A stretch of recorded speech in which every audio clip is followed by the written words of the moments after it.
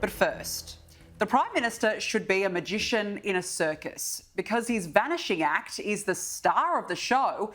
In fact, I've got to say it rivals even the very best. It's obvious he is more comfortable when he is invisible, in the background and abroad than he is back home. Now, 5 days ago, in the middle of Sydney CBD, the leader of Hamas, Yahya Sinwar, was celebrated as a legendary martyr following his death. He died a warrior's death amongst his men, one with his people in defence of his land, of the innocent Palestinian children slaughtered against a genocidal invader and occupier and colonizer. At the same time, a Sydney sheikh, Ibrahim Dadoum, professed that Islam will dominate. We are on that path to victory. We are on that path of the civilizational struggle where we're going to see Islam dominate. Now, you would think that openly praising terrorists as heroes or inciting violence and extremism would be a cause of serious concern for the Prime Minister in his country.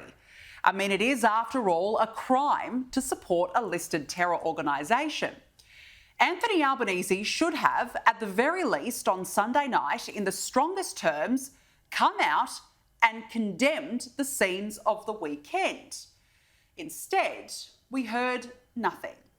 And we can hardly be surprised, after all, his vanishing act began after the October 7 massacre last year. But it beggars belief the Prime Minister could not bring himself to say, enough is enough. Come the next day, the Prime Minister was all smiles for the King and Queen. He made a speech in federal Parliament welcoming them.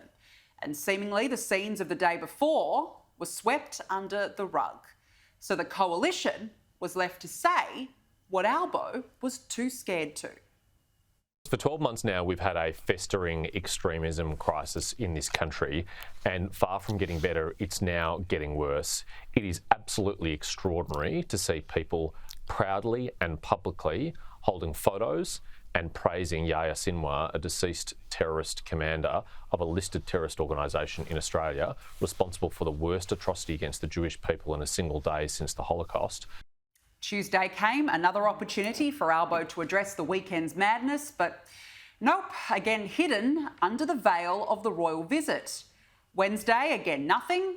On Thursday, he was whisked off to Samoa for the Commonwealth Heads of Government meeting, donning his Pacific shirt and looking more comfortable abroad than at home. And of course, over the next 24 hours, he focused on one of Labor's favoured topics, climate change. It is up to countries like Australia to show leadership. We have done that, which is one of the ways that we have restored our credibility in international forums such as this.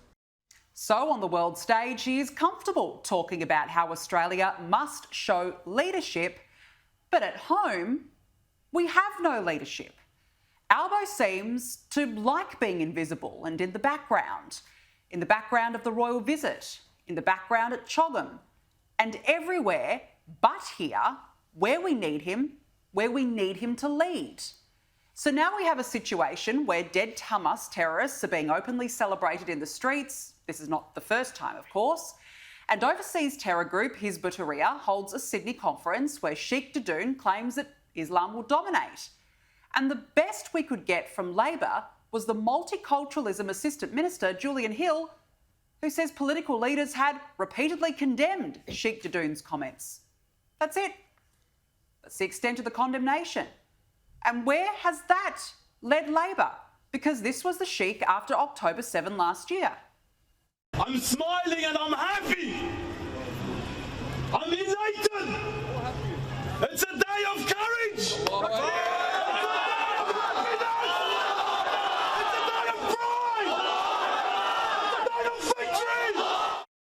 Yeah, but don't worry, the Assistant Minister says we've condemned him. I mean, if it wasn't so serious, you'd actually laugh at that proposition. And now we find out that Sheikh Dadoum, whose employer, the United Muslims of Australia, received about $1.65 million in government funding just last month to promote, get ready for it, social cohesion. I mean, you can't make this stuff up.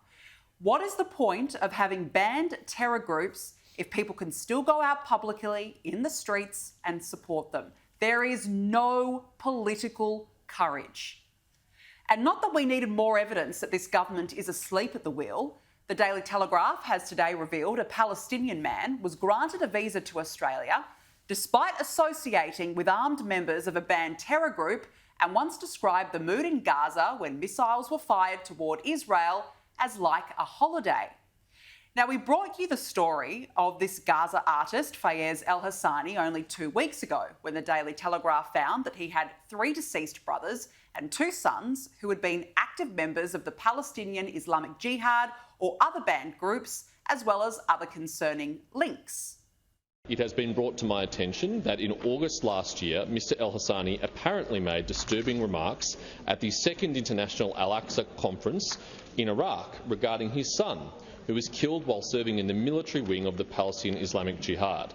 The following is a translation of a post on the Facebook page of the conference organisers, the Global Campaign to Return to Palestine, and I quote, "His mother encouraged him to wage jihad against the usurping entity, and today his son is being raised on the same path and the way of jihad until the liberation of Palestine." Now today, the Daily Telegraph has dug up some concerning photos of Mr El-Hassani.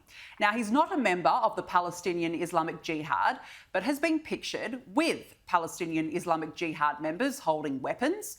This particular picture was taken at a memorial for his brother in May last year. Here he is being embraced by a PIJ member. Then in 2012, at a memorial for his son, El-Hassani can be seen greeting members of that same terror group. In 2017, here he is standing with a young boy in military clothing and a senior leader of the Palestinian Islamic Jihad's Politburo. And here is that young boy, believed to be Fayez El-Hassani's grandson, wearing the PIJ military clothing. And yet somehow he remains in this country on a visa. So again, I ask, what is it going to take for Labor to say enough is enough? Or perhaps this is just another example of the government's so-called social cohesion policy at work. So while Albanese thinks he can vanish, ignore, hide in the background and hope it'll all go away, we won't forget at the next election.